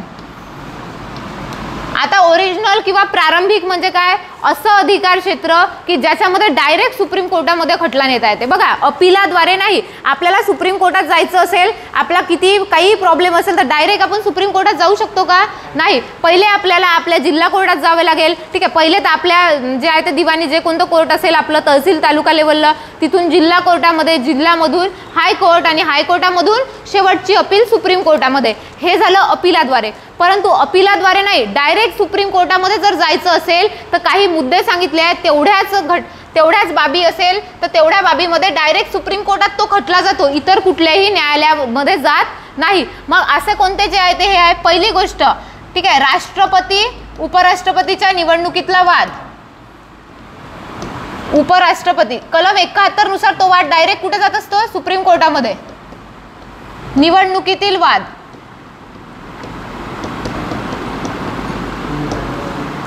त्यानंतर दुसरा काय आहे? दोन किंवा अधिक राज्यामधला वाद असेल. आता लक्षात घ्या, महाराष्ट्र कर्नाटकमध्ये बेळगाव संदर्भात वाद आहे. मग आता तो सुप्रीम कोर्टातच न्यावा लागेल ना, असं तर नाही होऊ शकत. हायकोर्टात लढवायचा आहे तो वाद, मग कर्नाटकचंही हायकोर्ट आहे आणि आपलंही हायकोर्ट आहे. आपण म्हणू आमच्या हायकोर्टात घ्या, ते म्हणून त्यांच्या हायकोर्टात घ्या, असा वाद निर्माण होईल ना. सांगा, दोन भावामध्ये वाद निर्माण झाला, तो वडिलाकडेच जाणार आहे ना, जाईल की नाही? त्याप्रमाणे दोन अधिक राज्य यांच्यातील वाद. पण कोणता वाद? कायदेशीर वाद असेल तर. ठीक आहे. वित्तीय बाबी संदर्भातला वाद असेल, म्हणजे आपल्याकडून कर्नाटकनी कर्ज घेतलं आणि ते कर्ज वापसच करत नाहीये, ते असा वाद असेल तर जाईन का? कायदेशीर किंवा घटनात्मक बाबी संदर्भातला वाद असेल तरच तिथे जात असतो. ठीक आहे. यांच्यातील कायदेशीर, आता आहे ना आपला भूमी संदर्भातला वाद आहे, जमिनी संदर्भातला, किंवा घटनात्मक बाबी संदर्भातला वाद आहे. त्यानंतर तिसरं, पण दोन नद्यांमधला, जसं कृष्णा नदी महाराष्ट्रातून कर्नाटकमध्ये जाते, आता पाण्या संदर्भातला वाद असेल तर जाईल का इथे? नाही. तो 262 मध्ये कुठे जाणार? लवादांकडे जाणार आहे. त्यानंतर राज्य आणि केंद्र सरकार यांच्यातला वाद असेल, परंतु यांच्यातलाही कोणता वाद आहे? घटनात्मक किंवा कायदेशीर वाद. नाही तर मग केंद्राने आमचे जीएसटीचे पैसे दिले नाही म्हणून जाऊ शकतो का आपण सुप्रीम कोर्टात? नाही. तो वाद इथे येणार नाही, तो वित्तीय वाद झाला, त्याच्या संदर्भात तरतुदी याच्यामध्ये नाही. कायदेशीर पण केंद्रानं काय केले आहे? आपल्या जे आहे ते राज्यसूचीवर बेकायदेशीरपणे कायदा केला. राज्यसूचीतल्या कुठल्या विषयावर? तर मात्र आपलं जे आहे ते पोलीस हा विषय राज्यसूचीमध्ये येते ना, आणि पोलिसा संदर्भातला निर्णय जो आहे तो केंद्र सरकारच्या गृह मंत्रालयाने दिला, तर मात्र जाऊ शकतो. कारण हा कोणता वाद आहे? कायदेशीर वाद आहे. किंवा सहकार हा विषय राज्याचा आहे, परंतु केंद्र त्यांनी त्याच्या संदर्भात काय केलं? सहकार मंत्रालय स्थापन करून टाकलं. माहिती आहे तुम्हाला, नवीन सहकार मंत्रालय आलं. त्याचे जे आहे ते गृहमंत्र्याकडेच ते खातं आहे. तर याच्या संदर्भात राज्य जे आहे यांनी वाद केंद्राच्या विरुद्ध कुठे टाकलाय? सुप्रीम कोर्टामध्ये टाकला आहे. स्टेट वर्सेस युनियन गव्हर्नमेंट असा वाद जो आहे तो सुप्रीम कोर्टामध्ये चालू आहे. तर कायदेशीर किंवा घटनात्मकच वाद असला पाहिजे, वित्तीय वाद याच्यामध्ये येणार नाही. बस एवढे दावे. अजून आहे का याच्यामध्ये काही? बघा, हेच वेगवेगळ्या पद्धतीने 2 किंवा अधिक राज्य या वर्सेस केंद्र असा वाद असेल, ठीक आहे. तर हे सगळे वाद जे आहे 131 नुसार डायरेक्ट सुप्रीम कोर्टामध्ये जाते. याचा निर्णय इतर कुठलेही कोर्ट देऊ शकत नाही. हे सुप्रीम कोर्टाच्या ओरिजिनल ज्युरिस्डिक्शनमध्ये येते, प्रारंभिक मूळ अधिकार क्षेत्रामध्ये येत असतो. 3च मुद्दे आहेत, चांगले लक्षात ठेवा, ठीक आहे. याच्यावर प्रश्न पडतो. याच्यामध्ये अपील करण्याची गरज नाही, डायरेक्टच जाता येते. त्यानंतर मग अपीलाचे आहे काही, तर त्याच्या काय मूलभूत अधिकार 32 नुसार डायरेक्ट सुप्रीम कोर्टात जाऊ शकतो, ठीक आहे. हा तो अपील पहिले हायकोर्टात जावं लागतं असा संकेत आहे, पण डायरेक्ट सुप्रीम कोर्टात पण जाऊ शकतो ना आपण. काय तो पण प्रारंभिक आहे, पण दोघांनाही आहे तो प्रारंभिक. केवळ सुप्रीम कोर्टाला आहे का? हायकोर्टाला पण आहे ना. मूलभूत हक्कासंदर्भातला जो अधिकार आहे तो हायकोर्टाला पण आहे, त्याच्यामुळे तो समवर्ती आहे, केवळ सुप्रीम कोर्टाला नाही.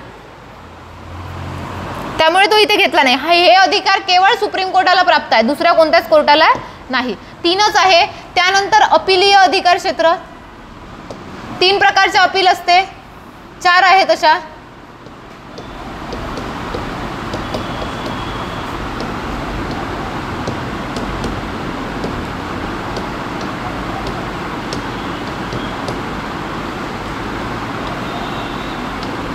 तीन अपील आहेत, ठीक आहे. कोणते कोणते कलम आहे याच्या संदर्भात? 132, 133. हे फक्त कलम लक्षात ठेवा. कलम 134 आणि 35 नाही आहे, कलम 136, 136. याच्यावर फक्त जोड्या लावामध्ये तुम्हाला प्रश्न विचारू शकतो. डायरेक्ट तुम्हाला याच्यावर प्रश्न म्हणजे जे आहे ते डायरेक्ट जोड्या लावावरच येईन तुम्हाला, असा एकदम डेपमध्ये प्रश्न येणार नाही, ठीक आहे. आणि तेवढंच लक्षात ठेवायचं.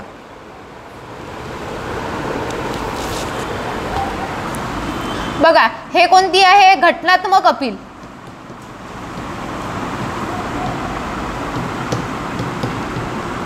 ठीक आहे. ही अपील कोणती आहे? दिवाणी दाव्याबाबतची अपील.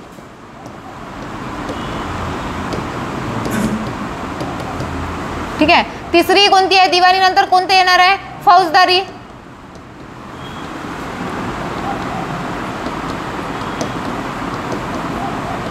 आणि चौथी इथे बघा 136 मध्ये विशेष अनुज्ञेद्वारे, म्हणजे विशेष संमती दिली जाते. विशेष अनुज्ञेद्वारे, अनुज्ञा म्हणजे संमती होते, अपील. याला सुमोटो याचिका म्हणतात. सुमोटो तुम्हाला ऐकला असेल हा शब्द, सुमोटो. ठीक आहे. आता लक्षात घ्या, घटनात्मक अपील म्हणजे एखादी निर्णय आहे, हायकोर्टाला वाटलं की या निर्णयामध्ये घटनाचा अर्थ लावण्याचा प्रश्न उद्भवतो, घटनेचा अर्थ लावायचा आहे आणि घटनेचा अंतिम अर्थ लावायचा अधिकार कोणाला आहे? सुप्रीम कोर्टच काय करू शकते? घटनेचा अंतिम अर्थ लावू शकते. त्याच्यामुळे हायकोर्टाला असं जर वाटलं की याच्यामध्ये घटनेचा साराभूत प्रश्न त्याच्यामध्ये अंतर्भूत आहे आणि घटनेचा अर्थ लावायचा आहे, तर असा घटनेचा अर्थ लावण्याचा अधिकार कोणाला आहे? सुप्रीम कोर्टाला. तर हायकोर्ट असं जे आहे तुम्हाला लिहून देते की याच्यामध्ये घटनेचा साराभूत प्रश्न आहे, त्याच्यामुळे हा निर्णय घेऊन तुम्ही कुठे जा? सुप्रीम कोर्टामध्ये जा. असं हायकोर्टाने तुम्हाला शिफारस दिल्यावरच तुम्ही कुठे जाऊ शकता? डायरेक्ट सुप्रीम कोर्टामध्ये. म्हणजे हायकोर्टामध्ये हा खटला असतो. फॉर एक्झाम्पल एक खटला होता संपत्तीच्या अधिकारासंदर्भातला आणि तो एका हायकोर्टामध्ये चालू होता, तेव्हा हायकोर्टाने स्वतः लिहून दिलं होतं की संपत्तीचा अधिकार, तुम्हाला माहिती आहे आता सध्या जो आहे तो संपत्तीचा अधिकाराचा जो आहे तो हनन झाला आहे, ते काढून घेतला आहे ना तो अधिकार. 44व्या घटना दुरुस्तीनुसार तो कायदेशीर अधिकार झाला, आता मूलभूत अधिकार नाही. मग याचा अर्थ लावायचा होता त्यावेळेस हायकोर्टाने अशी शिफारस केली की तुम्ही सुप्रीम कोर्टामध्ये जा आणि सुप्रीम कोर्टामध्ये गेल्यावर तिथे जे आहे सुप्रीम कोर्ट जो निर्णय देईन, कारण इथे घटनेचा प्रश्न उद्भवला आहे तर त्याच्यामुळे त्याचा अर्थ लावायचा कोणाला अधिकार आहे, फक्त सुप्रीम कोर्टाला. त्याच्यामुळे घटनात्मक अपील करायची असेल तशी हायकोर्टाची संमती पाहिजे किंवा त्यांनी अशी लेखी शिफारस केली पाहिजे, तेव्हा आपण डायरेक्ट सुप्रीम कोर्टामध्ये जाऊ शकता. कलम 132. त्यानंतर दिवाणी अपील. तुम्हाला माहिती आहे एखाद्या दाव्याबाबत हायकोर्टाने निर्णय दिला तर त्याच्यावरची अपील कुठे करू शकतो आपण, सुप्रीम कोर्टामध्ये. दिवाणी दावा आहे ना, रिलेटेड टू मनी मॅटर आहे कुठलं, आणि त्याच्यामध्ये जसं मागे माहिती आहे तुम्हाला वोडाफोन आयडिया त्याची केस चालू होती, केंद्र सरकारने जे आहे ते खूप जास्त दंड लावला होता, तर ते कुठे गेले होते, हायकोर्टामध्ये केस हारल्यावर सुप्रीम कोर्टामध्ये गेले होते. तर त्याप्रमाणे एखादी दिवाणी दावा आहे, जसं एखादी आपण काय केलं खूप मोठी ब्राईब वगैरे घेतली असणार आणि एखादी करोडची ब्राईब घेतली आणि आपल्यावर जे आहे ते केस चालू आहे, दिवाणी दावा आहे हा. ठीक आहे, करप्शनचे चार्जेस लागलेले आहे, मनी लॉन्ड्रिंगची केस आहे, हायकोर्टामध्ये हारले मुंबई हायकोर्टात. ठीक आहे, मग आता तुम्ही काय चुपचाप बसणार आहे, नोकरी गिकरी गमवून बसणार आहे का. ठीक आहे, जो कोणी XYZ पर्सन आहे ज्याने करप्शन केलं आहे, मनी लॉन्ड्रिंगची केस आहे, प्रिव्हेन्शन ऑफ करप्शन ॲक्टनुसार त्यांच्यावर जे ते चार्जेस लागले, दिवाणी दावा आहे, नोकरी जाण्याची वेळ झाली आहे, डिसमिस होण्याची वेळ आली, मग याच्यातली अंतिम अपील कुठे करू आपण, सुप्रीम कोर्टामध्ये. म्हणजे पहिले हायकोर्टामध्ये हे झाल्यावर तशी शिफारस भेटल्यावर आपण कुठे जाऊ शकतो, सुप्रीम कोर्टात. फौजदारी बाबत आहे तसंच आहे, काय मॅटमध्ये जातो, मॅटच्या निर्णयाविरुद्ध हायकोर्टात जाऊ शकतो ना आपण, त्यांचा निर्णय अंतिम थोडी असतो. म्हणूनच आता MPSC आहे दर्जा, परंतु सुप्रीम कोर्टाच्या एका निर्णयामध्ये चंद्रकुमार खटला होता 1997चा, त्याच्यामध्ये त्यांनी सांगितलं होतं केंद्रीय प्रशासकीय लवाद असो किंवा राज्य प्रशासकीय लवाद असो त्यांचा निर्णय अंतिम नाही. कायद्यामध्ये तशी तरतूद केली होती की अंतिम निर्णय असेल, परंतु हे काय आहे सुप्रीम कोर्टाचं किंवा हायकोर्टाचं काय आहे उल्लंघन आहे त्यांच्या अधिकाराचं, त्याच्यामुळे त्यांच्या विरुद्ध आपण हायकोर्टामध्ये जाऊ शकतो आणि त्याच्या विरुद्ध आपण सुप्रीम कोर्टामध्ये पण जाऊ शकतो. चंद्रकुमार खटला वाचा तुम्ही 1997चा. ठीक आहे, त्याच्यामुळे आता बघा MPSC संदर्भात मॅटने निर्णय दिला होता, तो एक क्वेश्चन आहे ना, कशाबाबतचा होता तो, मॅटने निर्णय दिला होता, मॅटच्या विरुद्ध आपण हायकोर्टात गेलो किंवा PSIची केस असणार, प्रिलिम्सची नाही का, कंबाईन प्रिलिम्स 2020 मॅटमध्ये झाला, मॅटमधून हायकोर्टात गेलो आणि हायकोर्टातून अंतिम कुठे गेलो, सुप्रीम कोर्टात पेपरच्या आदल्या दिवशीपर्यंत, तरी पण तिथे हारून गेले, त्याच्यामुळे मग नंतर पेपर झाले होते. तर तसंच आहे की मॅटच्या निर्णयाविरुद्ध पण जाऊ शकतो. तसं फौजदारी दावा आहे, फौजदारी म्हणजे आता हे जे आहे ते रिलेटेड टू शारीरिक अत्याचार आहे त्याच्याबाबतचं आहे, तर याच्या विरुद्ध पण काय करू शकते, हायकोर्टातून शेवटची अपील कुठे होते, सुप्रीम कोर्टामध्ये. आता जी आहे ना ते कुठली केस आहे गुजरातची, त्या लोकांना सोडून दिला आहे हायकोर्टामध्ये, 2002ची दंगल माहिती आहे तुम्हाला, त्यात कोणती आहे तिचं नाव काय आहे तिचं, बिल्किस बानो केसमध्ये नाही का हायकोर्टाने काय केलं आहे शिक्षा दिली होती, त्यांना राज्य सरकारने सोडून दिलं, तर ती कुठे गेली आहे सुप्रीम कोर्टामध्ये, आणि सुप्रीम कोर्टाने तो खटला दाखल करून घेतला ना बिल्किस बानो केसमध्ये. तशा कोणत्याही केसमध्ये फौजदारी दावा असेल, हायकोर्टाच्या शिक्षेविरुद्ध आपण अंतिम अपील कुठे करू शकतो, सुप्रीम कोर्टामध्ये करू शकतो. हायकोर्टाने मृत्यूदंडाची शिक्षा दिली, तिथे चूप बसणार आहे का फाशी घेऊन चुपचाप बसू झालं असं होणार आहे का, त्याच्या वरती कुठे जाणार आहे आपण, सुप्रीम कोर्टामध्ये. तर ते 134 नुसार, आणि हे सगळ्यात इम्पॉर्टंट कलम आहे, तुम्हाला याच्यावर प्रश्न पडतात. 136 विशेष अनुज्ञेद्वारे. बघा ही अपील आपण आपल्या मर्जीनं करू शकत नाही. जेव्हा सुप्रीम कोर्टाला असं वाटतं की या जे आहे ते केसमध्ये आपण निर्णय द्यायला पाहिजे, तेव्हा ते केस भारताच्या कोणत्याही न्यायालयात असेल ते स्वतः काढून घेतात आणि त्याच्यावर सुमोटो म्हणजे स्वतःहून काय देतात, निर्णय देतात. याला म्हणतात विशेष अनुज्ञेद्वारे अपील. हा हक्क जो आहे आपण मागणी करू शकत नाही, सुप्रीम कोर्ट काय करू देते, SC जे आहे ते स्वतःच्या मर्जीनं. सुमोटो म्हणजे काय होते, स्वतःच्या मर्जीनं, म्हणजे कोणत्याही केसमध्ये नाही.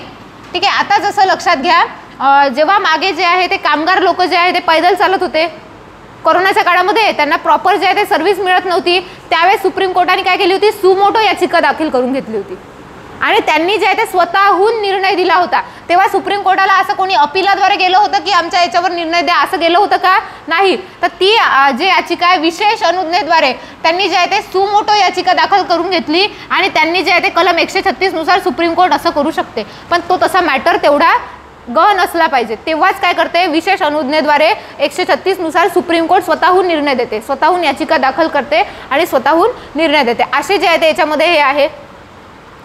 त्यानंतर तुम्हाला माहित आहे याला कोणता आहे, कलम 32 अन्वये प्राधिलेख अधिकार क्षेत्र.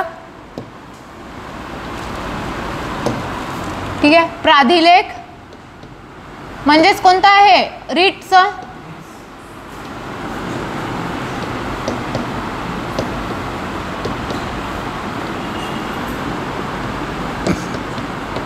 कलम 32 मध्येच दिलं आहे हे. ठीक आहे. मूलभूत हक्काचं हनन झालं असल्यास प्राधिलेख, आता बघा हा अधिकार जो आहे हायकोर्टाला समवर्ती आहे. समवर्ती म्हणजे दोघांनाही अधिकार आहे ना. हा केवळ सुप्रीम कोर्टाला आहे का? हायकोर्टाला समवर्ती का? 226 नुसार सुप्रीम हायकोर्टाला पण हा अधिकार आहे. ठीक आहे, मूलभूत हक्काच्या हननासाठी. परंतु बघा सुप्रीम कोर्ट आणि हायकोर्टाच्या अधिकाराची तुलना केली तर सुप्रीम कोर्टाचा प्राधिलेख अधिकार क्षेत्र हे कसे आहे? संकुचित आहे. तर हायकोर्टाचे प्राधिलेख अधिकार क्षेत्र कसे आहे? व्यापक आहे किंवा विस्तारित आहे. म्हणजे याचाच अर्थ या दोन अधिकाराचं जे आहे तुलना जर केली तर मोठे अधिकार क्षेत्र कोणाला आहे? प्राधिलेखाचे हायकोर्टाला. ठीक आहे. आपल्याला काय वाटते सगळ्या बाबतीत सुप्रीम कोर्ट मोठं असेल, हा याच्यावर तुम्हाला प्रश्न टाकते. ठीक आहे. का संकुचित आहे? तर सुप्रीम कोर्ट केवळ मूलभूत हक्काच्या हननासाठी हे काढू शकते, केवळ FR साठी म्हणजे फंडामेंटल राईट साठी रीट काढू शकते.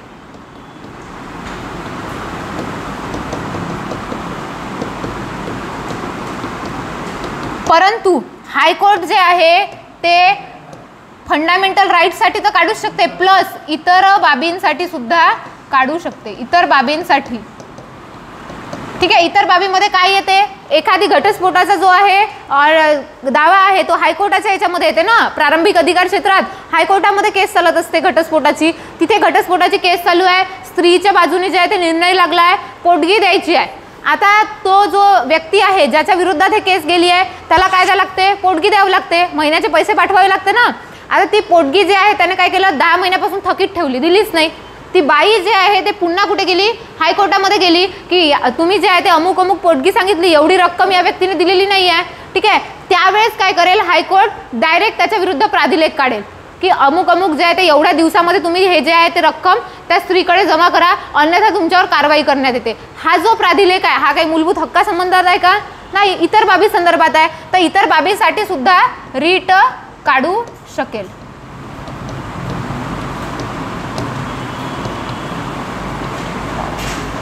ठीक आहे. त्याच्यामुळे हायकोर्टाचा अधिकार कसा आहे? मोठा आहे साध्या शब्दामध्ये घ्यायचं तर, आणि सुप्रीम कोर्टाचा अधिकार कमी आहे. ठीक आहे. याला मोठा म्हणण्यापेक्षा जास्त म्हणू आपण. जास्त अधिकार आहे, व्यापक आहे.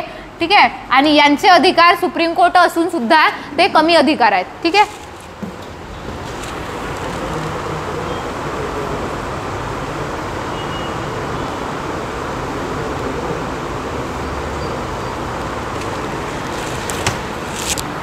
ठीक आहे. प्राधिलेख आहे. अजून कुठले अधिकार आहे?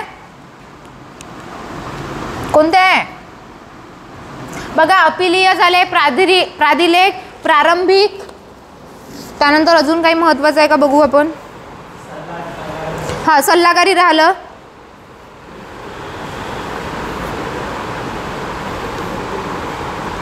आणि त्यानंतर महत्वाचे काही कलम आहे. ठीक आहे. अभिलेख न्यायालय पुन्हा 129 राहिलं ना. ठीक आहे. ठीक आहे. अभिलेख न्यायालय कोणत्या कलमानुसार आहे? अभिलेख न्यायालय. बघा हे कलम आज शिकवले, आजचाच पाठ झाले पाहिजे ते. 129. ठीक आहे. सुप्रीम कोर्ट अभिलेख न्यायालय आहे 129 नुसार, हायकोर्ट 215 नुसार अभिलेख न्यायालय आहे. अभिलेख न्यायालय म्हणजेच काय? Court of record. म्हणजे याचाच अर्थ काय होतो? साधा साधा आहे. अभिलेख म्हणजे काय? सुप्रीम कोर्टाचे निर्णय त्यांना अभिलेखित करून ते जे आहे समोरच्या खटल्यासाठी किंवा समोरच्या आधारभूत अभ्यासासाठी त्यांना रेकॉर्ड करून ठेवण्याचा हे आहे. सुप्रीम कोर्टाने कोणतेही स्टेटमेंट करू द्या, ते कशाचा भाग असते? अभिलेखाचा, रेकॉर्डचा भाग आहे. म्हणजे समोर जाऊन बघा एखादी केस चालू आहे, पहिल्या केसमध्ये जर सुप्रीम कोर्टाने म्हटलं आहे का इंटरनेटचा अधिकार हा तुमचा मूलभूत अधिकार आहे, हे काय आहे? कोर्ट ऑफ रेकॉर्डचा भाग आहे. दुसऱ्यांदा काय झालं? नवीन केस चालू आहे आणि त्याच्या संदर्भात तुम्हाला जे आहे ते तिथे जे आहे ते युक्तिवाद करायचा आहे, तर सुप्रीम कोर्टाच्या अगोदरच्या निर्णयाचा तुम्ही आधार घेऊ शकता आणि त्याला एक दस्तावेज म्हणून सुप्रीम कोर्टासमोर मांडू शकता. याला म्हणतात कोर्ट ऑफ रेकॉर्ड. अभिलेख आहे ते अभिलेखाचा भाग आहे. ठीक आहे. आणि ते जे आहे पब्लिक रेकॉर्ड आहे, कोणी पण त्याला बघू शकते. ठीक आहे. तर सुप्रीम कोर्टाचे खटले आहे ना, आता जसे आपण खटले वाचतो, केशवानंद भारती खटला, आणि त्या खटल्याचे निर्णय काय करतो आपण? त्याचा जे आहे ते संदर्भ घेतो. तर ते संदर्भ का घेतो? कारण हे काय आहे? कोर्ट ऑफ रेकॉर्ड, अभिलेख न्यायालय आहे. आणि अभिलेख न्यायालय असल्यामुळे सुप्रीम कोर्टाची जर मानहानी झाली, त्यांच्यावर जे आहे काय झालं, टिप्पणी म्हणजे बघा टीकात्मक जे आहे ते हे करता येते आपल्याला, म्हणजे पर्याप्त टीका करता येते, परंतु त्यांचा अवमान, मानहानी म्हणण्यापेक्षा व्यक्तीची मानहानी होते, न्यायालयाचा अवमान झाला तर याच कलमानुसार एक जे आहे ते कायदा केला 1971ला आणि न्यायालयाचा अवमान केल्यास काय करता येते? शिक्षा आणि दंड ठोठावता येतो. ठीक आहे, कारण सुप्रीम कोर्ट काय आहे? अभिलेख न्यायालय आहे, त्याच्यामुळे न्यायालयाचा अवमान केला. ठीक आहे, तर अवमान केल्यास काय होते? शिक्षा आणि दंड. तुम्हाला माहिती आहे प्रशांत भूषण केसमध्ये झालाय ना, हे न्यायालयाचा अवमान झाल्यास शिक्षा दंड ठोठावता येते. त्याच्यासाठी कोणता काय कितीचा कायदा? 1971चा ऍक्ट आहे. या ऍक्ट नुसार काय होते? शिक्षा 6 मंथ पर्यंत शिक्षा आणि दंड आहे. तर हे अभिलेख न्यायालय, कलम लक्षात ठेवा, तुम्हाला कलमच विचारते प्रिलिम्सला. त्यानंतर सल्लागारी अधिकार क्षेत्र.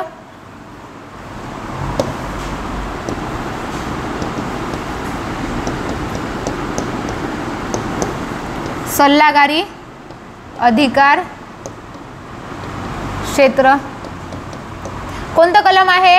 143.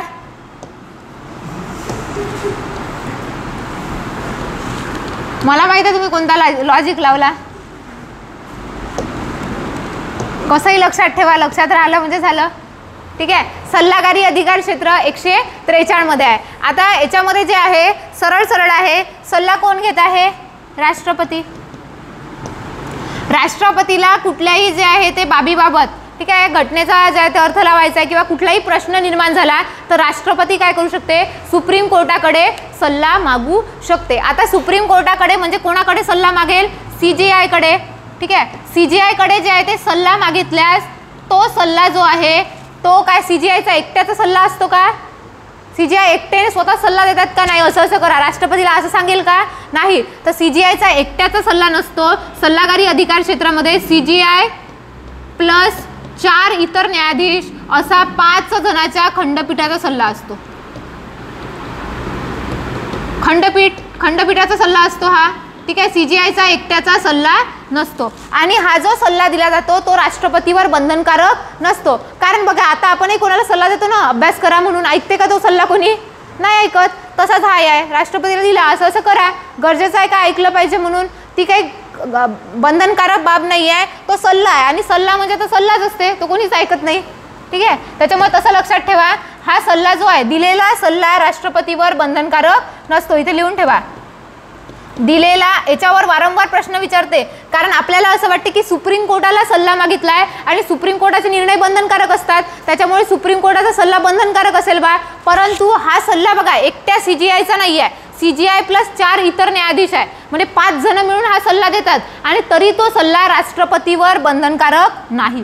दिलेला सल्ला, ठीक आहे, राष्ट्रपतीवर बंधनकारक नाही. सल्ला दिला त्यांनी आपल्या मर्जीने वागायचं आहे.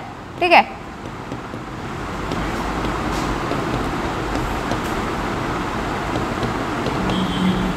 पाच जणांचं खंडपीठ असते हे लक्षात ठेवा. ठीक आहे,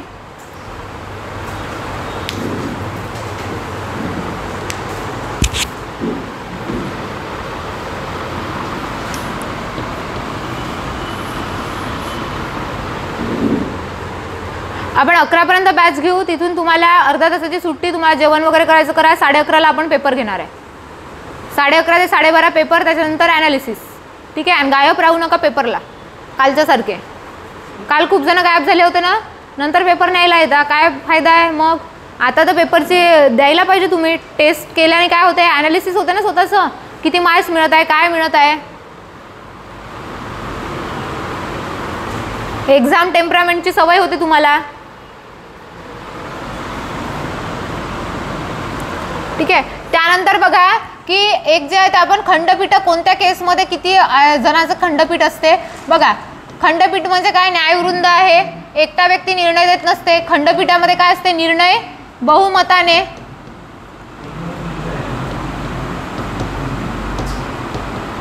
निर्णय बहुमताने दिला जातो. ठीक आहे, त्याच्यामध्ये बघा साधारण खटला, एक कोणताही खटला साधारण राहू शकतो, म्हणजे दिवाणी फौजदारी वगैरे आहे. दुसरा खटला आहे घटनात्मक, म्हणजे घटनात्मक पीठ असेल, जसं आता महाराष्ट्राचा जो वाद आहे तर घटनात्मक पीठ आहे. ठीक आहे. आणि एक जे आहे ते सल्लागारी, याचं सल्लागारी अधिकाराचं जे पीठ आहे, सल्ला द्यायचा आहे. ठीक आहे. तर ह्या तीनही बाबीबाबत आपण जे आहे ते बघणार आहे. सगळ्या याच्यामध्ये निर्णय बहुमताने घेतला जातो. साधारण खटला असेल तर किती जजेस असते? 3 न्यायाधीशाचं पीठ असते. ठीक आहे. हो, मिनिमम 3, पण 3च असतात ना. साधारण खटला आहे त्याच्यामध्ये 3च न्यायाधीश असणार आहे. 3 मध्ये जजेस सरन्यायाधीश असलाच पाहिजे असं गरजेचं नाही. 3 जजेसचं न्यायाधीश असणार आहे. 3च याचं काय आहे बघा, हे सगळ्या संख्या विषम असते, ऑड नंबर आहेत. का? कारण की ऑड नंबर असल्यामुळे काय होणार आहे की निर्णय घेताना बहुमताने घेता येईल. आता जर 4 लोक असते तर 2 वर्सेस 2 होऊ शकते ना. मग निर्णय कसा घेता येईल? इथे निर्णय होणार आहे का? समसमान परिस्थिती निर्माण होते. त्याच्यामुळे 3 असल्यावर 2 एकीकडे 1 एकीकडे असा काय करू शकतो आपण? निर्णय घेऊ शकतो. मग इथे 3 जजेसचं असते. घटनात्मक पीठ असेल कोणतंही पण, ठीक आहे, तर 5 याचं असते. 5 न्यायाधीशाचं पीठ असतं. सल्लागारीमध्ये पण 5, पण याच्यामध्ये कोण असतात? CJI असतात. CJI इन्क्लुडिंग CJI सहित.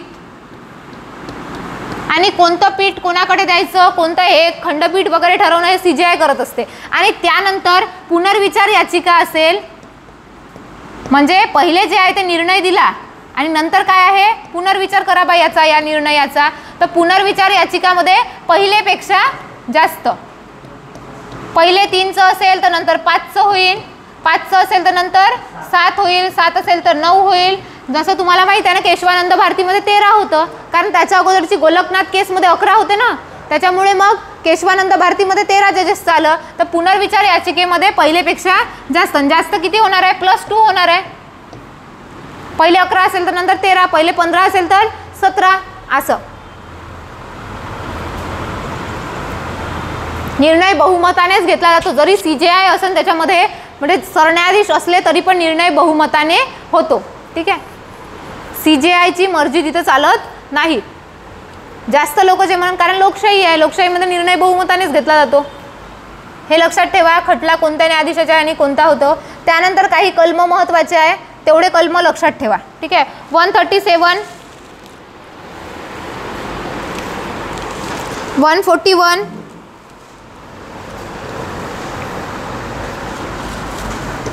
137, 141, ठीक आहे, 142, 43 तर आपण बघितलेला आहे. आता बघा 141 मध्ये काय, SCचा म्हणजे सुप्रीम कोर्टाचा निर्णय सर्व अधीनस्थ न्यायालयावर काय असते? बंधनकारक. सर्व अधीनस्थ न्यायालयावर बंधनकारक. भारतातल्या सर्व अधीनस्थ न्यायालयावर काय राहणार? बंधनकारक असेल. ठीक आहे. जसं सुप्रीम कोर्टाने म्हटलं की एकंदरच जे आहे इंटरनेटचा अधिकार मूलभूत अधिकार आहे, तर हायकोर्ट असं म्हणू शकत नाही की आम्ही मानत नाही. असं होणार आहे का? नाही. सुप्रीम कोर्टाने म्हटलं ना तर सगळे कोर्ट आहे त्यांना ते मानावंच लागतं. 137 मध्ये काय, निर्णय पुनर्विलोकित करण्याचा अधिकार. जसं गोलकनाथ केसमध्ये वेगळं जे आहे ते निर्णय दिला आणि त्यानंतर केशवानंद भारतीमध्ये वेगळा निर्णय दिला, तर निर्णय बदलवता येते ना त्यांना. त्याच्यामुळे निर्णय पुनर्विलोकित करण्याचा अधिकार याच्यामध्ये येतो. हे 3-4च कलम आहे तुम्हाला आहे. आणि त्यानंतर सुप्रीम कोर्टाचा विशिष्ट परिस्थितीत आदेश देण्याचा अधिकार. तुम्हाला माहिती आहे ना, राम मंदिर केसमध्ये दिला आहे ना, असं 142चाच वापर केला आहे सुप्रीम कोर्टाने. विशिष्ट परिस्थितीत आदेश देण्याचा अधिकार. सुप्रीम कोर्ट आदेश देत असते. ठीक आहे, याचा वापर करून. ठीक आहे. राम मंदिर मस्जिद केसवालं होतं, त्याच्यामध्ये याचा वापर केला. 143 सल्लागारी आहे. त्यानंतर 144 अतिशय महत्त्वाचा आहे. 144 याच्यामध्ये सर्व जे आहे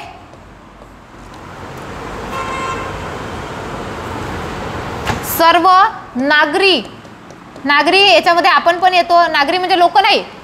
ठीक आहे. सरकारचे कर्मचारी, नागरी कर्मचारी आणि न्यायालयीन कर्मचारी, न्यायालयीन ठीक आहे, अधिकारी कर्मचारी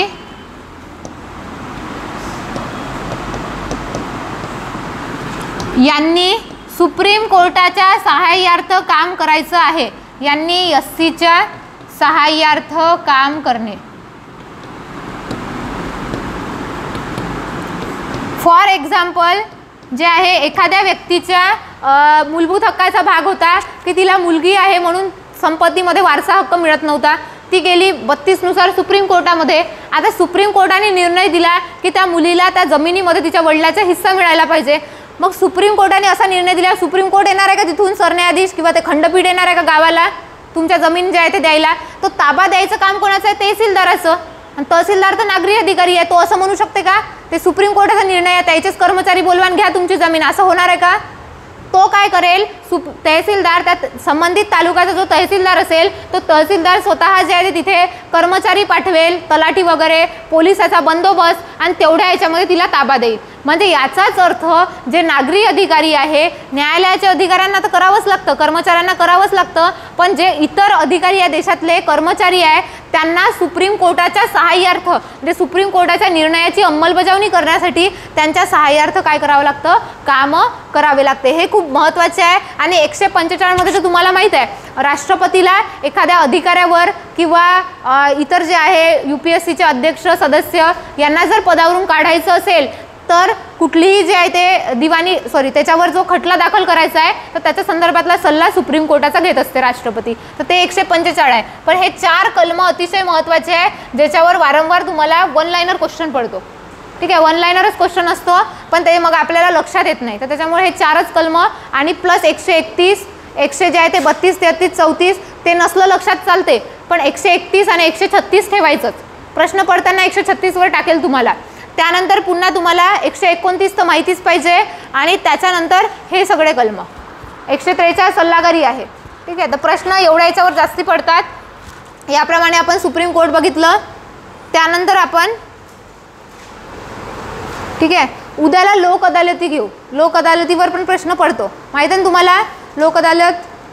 ठीक आहे, लोक अदालतीवर प्रश्न पडत असतो आणि त्याच्यावर मागे एकदा राज्यसेवा प्रिलिम्सला पडून झाला, तर त्याच्यामुळे तुम्हाला आता याच्यावर पण पडू शकते. आता तुम्ही होप्सो कलमा पाठ केल्या असेल, केल्या का?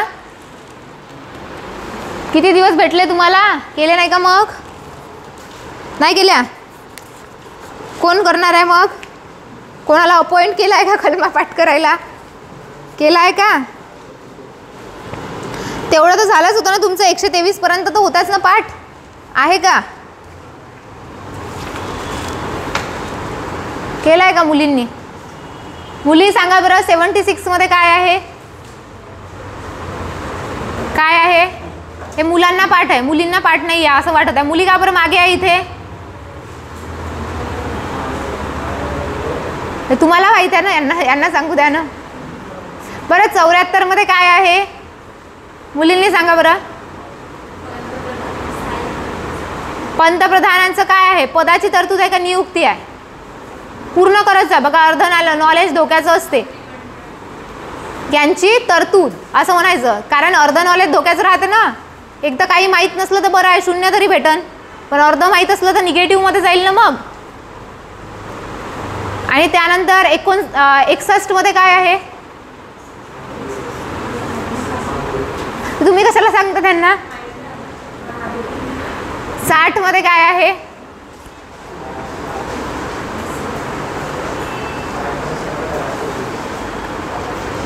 आता राष्ट्रपतीच्या रिलेटेड आहे. काय आहे मग त्याच्यात? शपथ. हे त्यांचं पाहू सांगू नका, पेपरमध्ये ते येणार नाही आहे. तुम्हाला मागे खिचासाठी ते तसे उत्तर सांगत आहे. तुमचं पाठ नाही झालं पाहिजे हे तुम्हाला पेपरमध्ये सांगणार आहे का? सांगणार आहे का? ब्लूटूथ घेऊन जा मग सांगते, है ना. बाकी झाले आहे का? कलम 23 सांगा बरं. असं झोपेतून उठून जरी तुम्हाला एखादी कलम विचारली तर पटकन उत्तर आलं पाहिजे. ते याच्यासाठी की ते काय आहे? 23 वेठबिगारी बरोबर आहे. 24 मध्ये काय आहे? बालमजुरी विरोधी आहे. ठीक आहे. त्यानंतर 26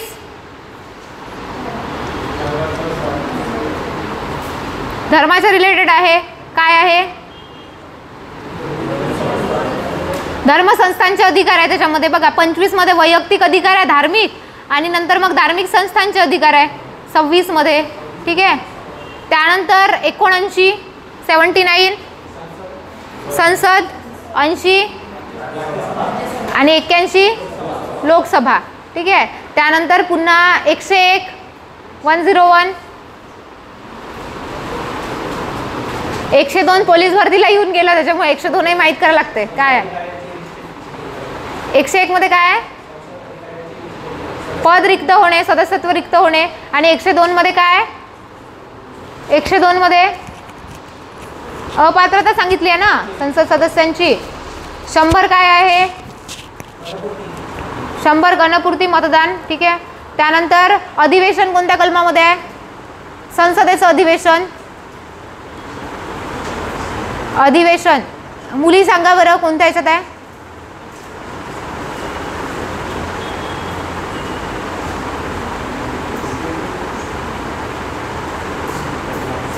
आपल्याला 5-7 मार्काचा फायदा होऊन राहिला, तर मग मुली का बरं कमी आहे? मुलांपेक्षा कमी लिस्ट लागते ना तुमची.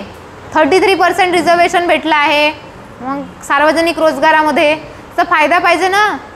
तुम्ही जर सेंट्रलच्या एक्झाम द्याल तर मुलांची मेल फिमेलची सेम लिस्ट लागते, सेम मार्क्सवर, वेगळी लिस्ट लागत नाही. त्याच्यामुळे तिथे मुलांना एवढे मार्क्स घ्यावे लागते. इथे तुम्हाला फायदा आहे तर मग त्याच्यामध्ये थोडंसं हे करायचं ना. आपल्याला एवढे मार्क्स भेटले, आपल्या एवढे मार्क्स जर मुलांना असेल ना त्यांची प्री निघतच नाही. त्यांना जास्ती मार्क्स पाहिजे ना. 4-5 मार्क्सचा फरक असतो. खूप होतात 5 मार्क्स म्हणजे.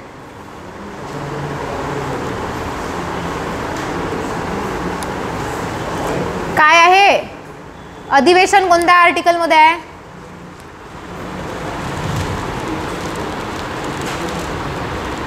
बरं धनविधेयकाचं कलम सांगा, सोपं. आणि अधिवेशन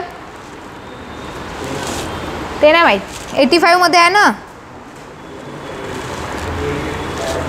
ठीक आहे. बाकी आता 11:30ला पेपर होईल तुमचा. तोपर्यंत अर्धा तासामध्ये जेवण वगैरे काय फ्रेश वाचतं होऊन द्या. आणि पेपरला गायब न करा. एवढ्या लोकांनी ॲडमिशन केलं आहे ना, सर्वांनी केले आहे की नाही?